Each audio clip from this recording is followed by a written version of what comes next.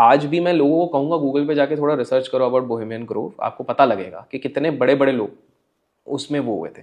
अब इन लोगों को क्या हो गया, ये लोग पहले बड़े छुप के रहते थे, 2020 ने ना चीजें बदल दी। 2020 में एक चीज हुई कि एवरेज भारत में जो डेटा का कंजम्पशन था वो पहले 150 MB का था पर मंथ, वो 15 GB का हो गया पर मंथ, थैंक्स टू जियो। जियो ने आके 2020 के बाद बढ़ा ही दिया ना सबका फ्री डेटा कर करके, उसने वो कर दिया। 150 MB से आप एवरेज महीने का कंजम्पशन आपका 15 GB हो गया। आप खुद अपने आप को याद करो, आप 2020 के पहले कितना इंटरनेट देख रहे थे और अभी कितना देखते हो? शायद महीने का 1 GB मिलता था बस। और उसमें भी अपन जब 700 आ जाता था समझ जाते थे कि भैया रुक रुक के करना है अपने को, अब कैसे डेटा बंद कर दो, यूट्यूब नहीं देखना, ये करना वो करना। अब तो रोज का अनलिमिटेड मिल जाता है। तो सीन क्या होगा कि ये जब चीज आई तो बहुत सारी चीजों को कंट्रोल नहीं किया जा सकता था। जैसे बोहेमियन ग्रोव के बारे में लोगों को पता चलने लग गया कहीं ना कहीं से, कोई ना कोई, दुनिया इतनी बड़ी है, कुछ आपके पॉडकास्ट से ज्यादा ही पता चलने लग गया। अब जो भी हो, भारत में भी अब लोगों को पता चल रहा है, तो ये पता लगने लग गया। तो कहीं ना कहीं इन लोगों ने अब दूसरा प्लान चालू किया है। क्या चालू किया है? इन्होंने बोला कि इतनी सारी मनगढ़ंत कहानियां बना के डाल दो कि लोगों को लगे ये फर्जी चीज ही है। समझ रहे हो?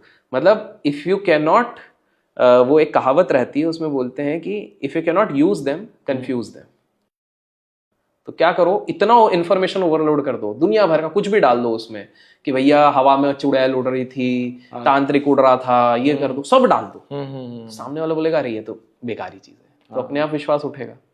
But let's face it out, दुनिया को जो चलाती है बोहेमियन ग्रोव के अलावा, जो मेन चीज होती है, 13 फैमिलीज पूरी दुनिया को चलाती है। उसमें से एक फैमिली है रॉथस्चाइल्ड फैमिली। आज से 6-7 साल पहले सबको लगता था ये मिथ है, कोई नहीं हो सकता।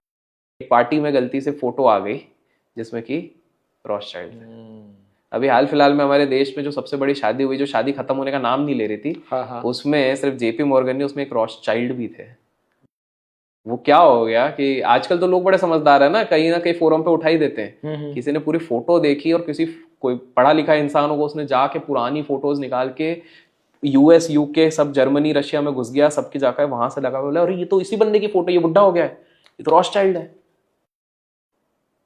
तो आप समझो कि ये जो बड़े लोग हैं, ये मीडिया में जितना भी दिखा है हमारी दुश्मनी है, ये है वो है, इन मोर और लेस ये कैमरा के बाद हाथ मिलाते हैं, ये दोस्त हैं। By the end of the day, they rule the world. They rule the world. They are like, ये जैसे वो गैंगस्टर लोगों का नहीं होता था मुंबई में, ये तेरा इलाका, ये तेरा इलाका, तेरा इलाका, सामने दिखाएंगे हमारे एंटी है, बट जब तक तू मेरे इलाके में नहीं आया तब तक मेरे को कोई प्रॉब्लम नहीं है। तू अपना इलाका संभाल, जितना पैसा कमाता है कमा, तेरे को स्मगलिंग करनी है तू स्मगलिंग कर, तेरे को ड्रग्स करना है ड्रग्स कर, तेरे को प्रोस्टिट्यूट खाने खोलने तू वो खोल, बट अपने एरिया में। तो यही वाली चीज है, पूरी दुनिया 3 शब्द में, 3 लेटर में ही चल रही है। पहला है गोल्ड, क्योंकि किसी भी देश में गोल्ड रिजर्व होता है तो वो कंट्रोल करता है। दूसरा है ऑयल, अरब देशों में चले जाओ सबसे ज्यादा पैसा उधर ही है। तीसरा है डायमंड, साउथ अफ्रीकन चीज, G for gold, O for oil, D for diamond, GOD God. यही पूरी दुनिया को चला रही है। क्या बात है। ये सारा, और अभी का नहीं है, ये बहुत पहले से ये सारी चीजें चल रही है। तो पॉइंट ये है, जो आप मार्केट की बात कर रहे हो, मार्केट छोड़ो, बिजनेस बात करो, सारी चीजें बात कर रहे हो, ये लोग आके, आप कभी इनके इंटरव्यूज देखोगे क्या बोलेंगे? कोई पूछेगा अच्छा आपके सक्सेस का राज है हार्ड वर्क। आपको क्या लग रहा है आपकी इस पूरी बिल्डिंग में कोई हार्ड वर्क नहीं करता होगा? भाई अपन दोनों से 10 गुना ज्यादा हार्ड वर्किंग लोग यहाँ पर होंगे, एज सिंपल एज दैट। 15-15 घंटे काम कर रहे होंगे। क्या सबके पास आलीशान पैसा है? नहीं है। आपको पता है आधे लोग कर्जे में डूबे होंगे। पहली चीज वो हो गई। दूसरी चीज है, बड़े लोगों से आप पूछोगे, बोले क्या आई डू रीडिंग।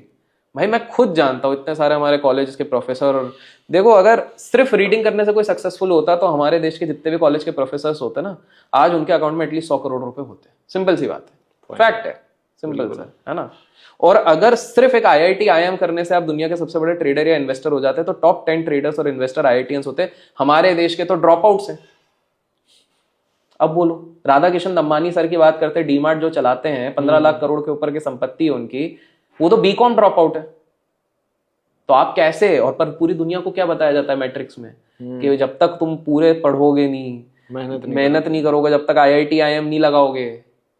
मैं IIT IIM की रिस्पेक्ट कर रहा हूँ, मना नहीं कर रहा हूँ, बट पॉइंट है कि इंटेंशन तो सामने वाला यही सोच के जा रहा है ना कि वाले IIT IIM मतलब मैं सक्सेसफुल हो रहा हूँ। तो फिर हम ऐसे खबरें क्यों सुनते हैं कि भाई एक बंदा 23 साल का IIT जा रहा है, 25 में वो IIM जा रहा है, 25-26 में IIM जा रहा है, उसके बाद उसको 1.5 करोड़ का इंटरनेशनल पैकेज लग रहा है, और 2 साल बाद वो सुसाइड क्यों कर रहा है? सक्सेस तो था वो, तो टेक्निकली यही तो दुनिया का दस्तूर है, बिल्कुल। बट खुश नहीं था। एक बढ़िया एक किस्सा, एक छोटा सा किस्सा बताता हूँ, तो आपको पता लगेगा कि क्यों छुपाया जाता है, उसका रीजन भी बताते हैं। तो 2004 की बात है, हमारे देश के जो सबसे बड़े कोई एक हैं उद्योगपति, पता नहीं जो भी हैं, तो उनका और उनके भाई के बीच में बहुत विवाद चल रहे थे। हाँ, ठीक है, अब भाइयों के बीच में तो चलता रहता है, कोई होंगे दो भाई, तो दो भाइयों के बीच में बड़े विवाद चल रहे थे इंडस्ट्री को लेके, कौन सी लेगा, क्या लेगा। क्योंकि पिताजी ने विल लिखा नहीं था, हिंदू सक्सेशन एक्ट के अकॉर्डिंग विल लिख लेनी चाहिए थी, लिखी नहीं थी, ठीक है, तो कंफ्यूजन हो गया ना।